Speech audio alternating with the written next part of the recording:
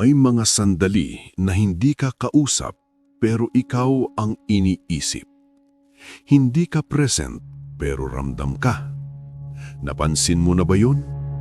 Hindi ito tungkol sa panliligaw, diskarte o mga salitang pampakilig.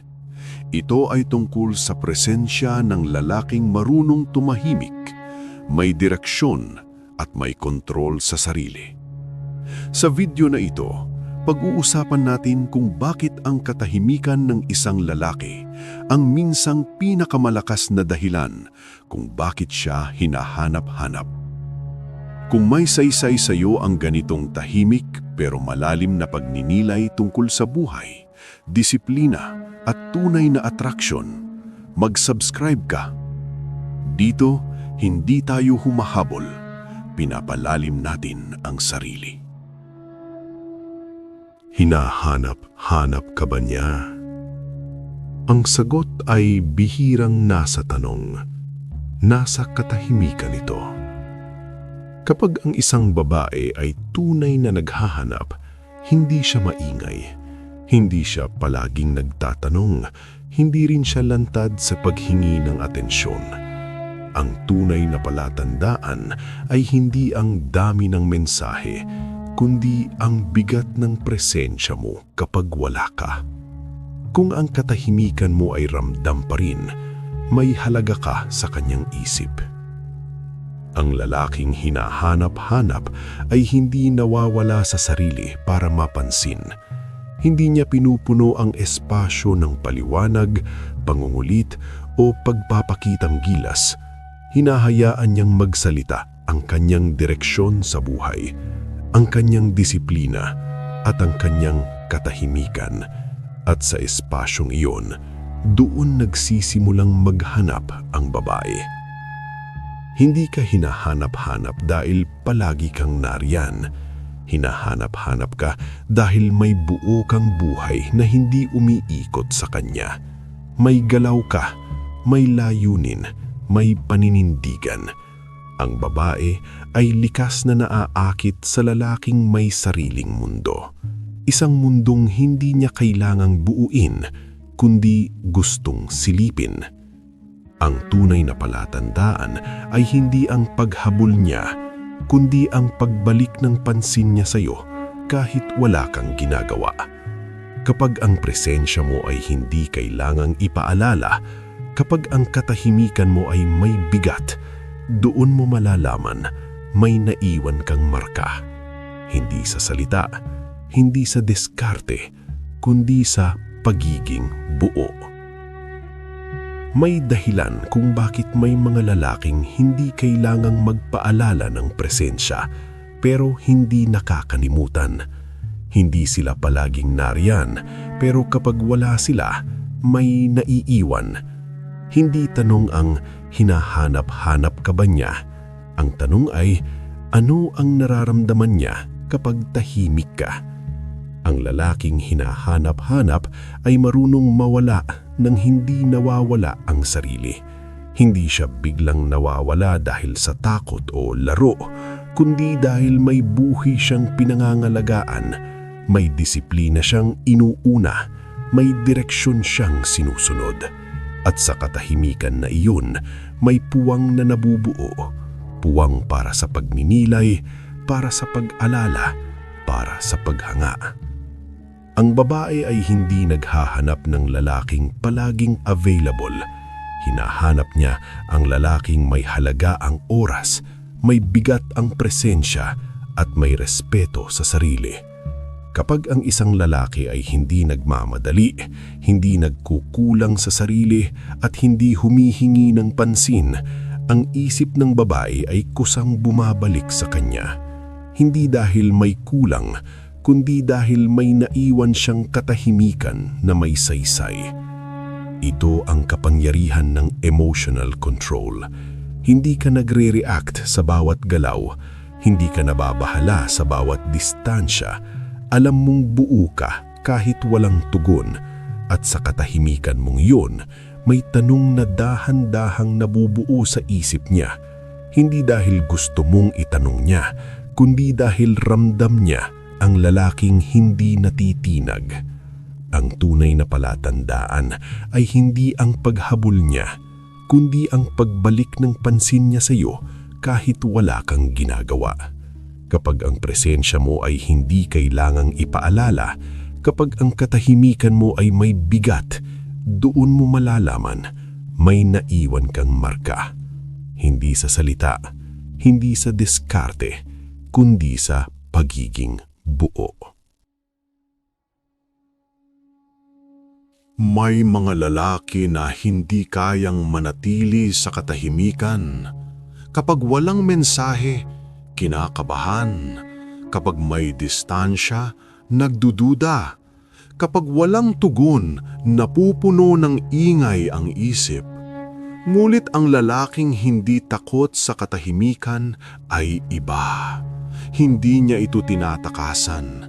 Hinahayaan niyang magsalita ang espasyo. Ang katahimikan ay hindi kawalan. Ito ay salamin.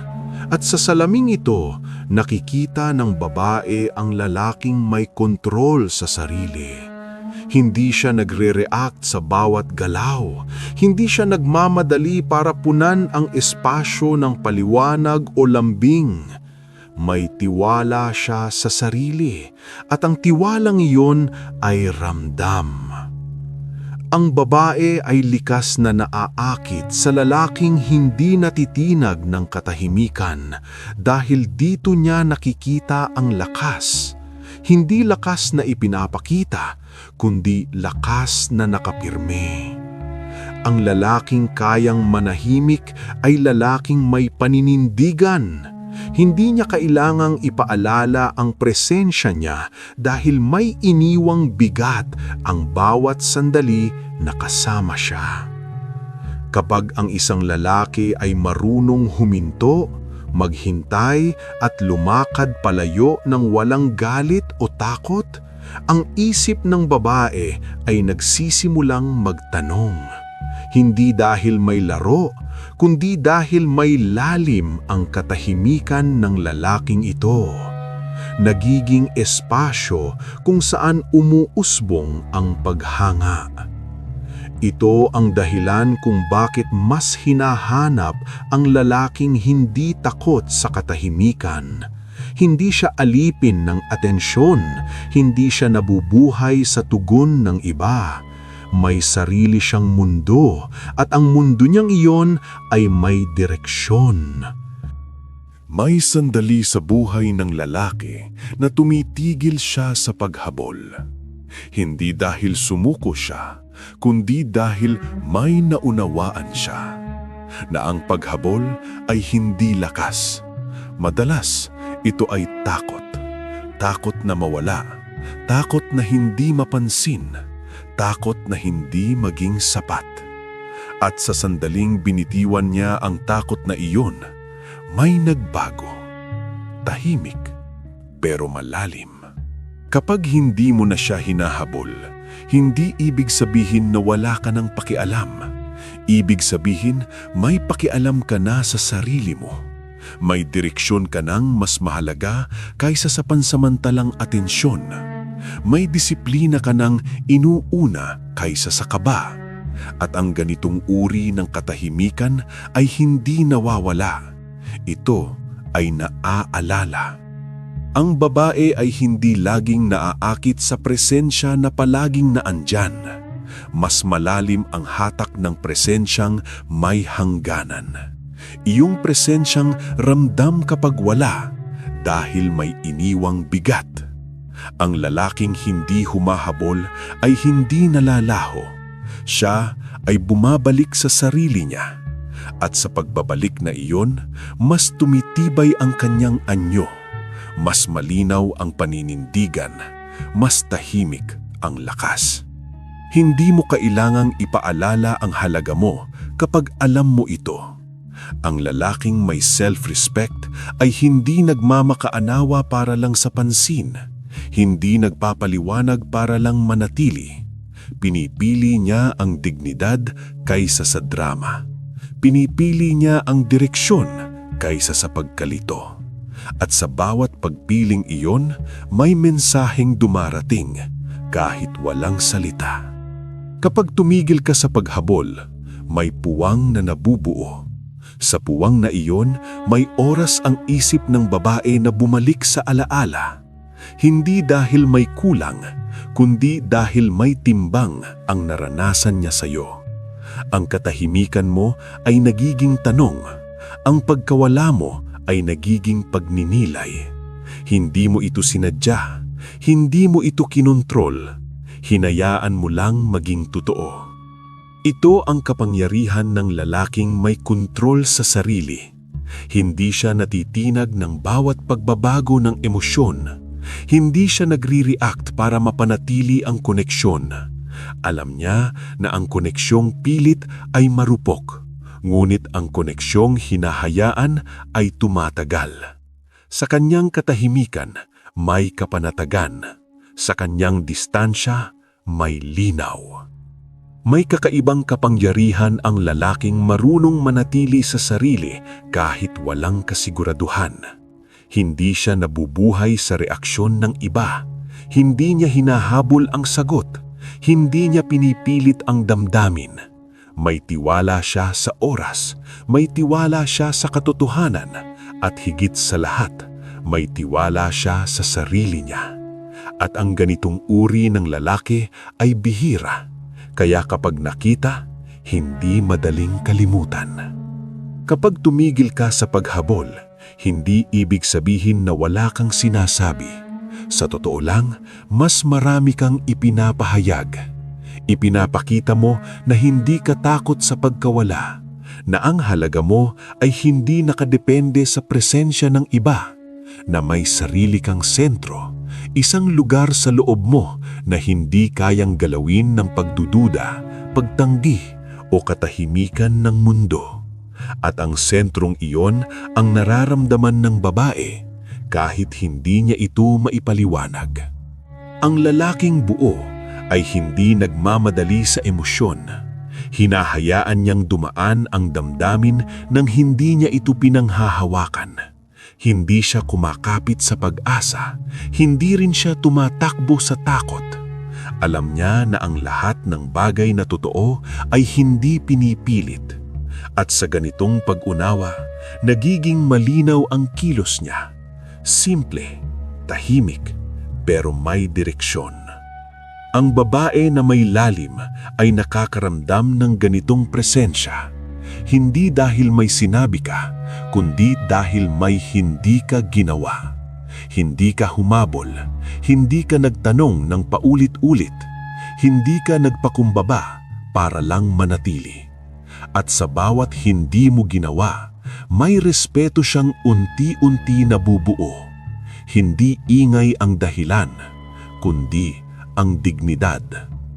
May mga koneksyon na nabubuo sa salita, at may mga koneksyon na nabubuo sa katahimikan. Ang una ay madaling magsimula, pero madaling mawala. Ang pangalawa ay mabagal, ngunit malalim. Ang lalaking marunong pumili ng katahimikan ay lalaking pumipili ng lalim. At ang lalim, kahit hindi agad makita, ay hinahanap-hanap kapag nawala. Hindi mo kontrolado kung sino ang mananatili, ngulit kontrolado mo kung paano ka mananatili sa sarili mo. At kapag pinili mong manatili, kahit walang kasiguraduhan, kahit walang sagot, may nangyayaring pagbabago. Ang attraction ay hindi na hinahabol. Ito ay lumilitaw. Hindi bilang gantimpala, kundi bilang refleksyon ng kung sino ka. Sa puntong ito, hindi mo na kailangang itanong kung hinahanap-hanap ka ba niya. Mas mahalagang tanong na ang lumalabas. Hinahanap-hanap mo pa ba ang sarili mo sa iba? Dahil kapag hindi na, kapag buo ka na sa katahimikan mo, ang mundo kasama ang mga handang makakita ay kusang lalapit.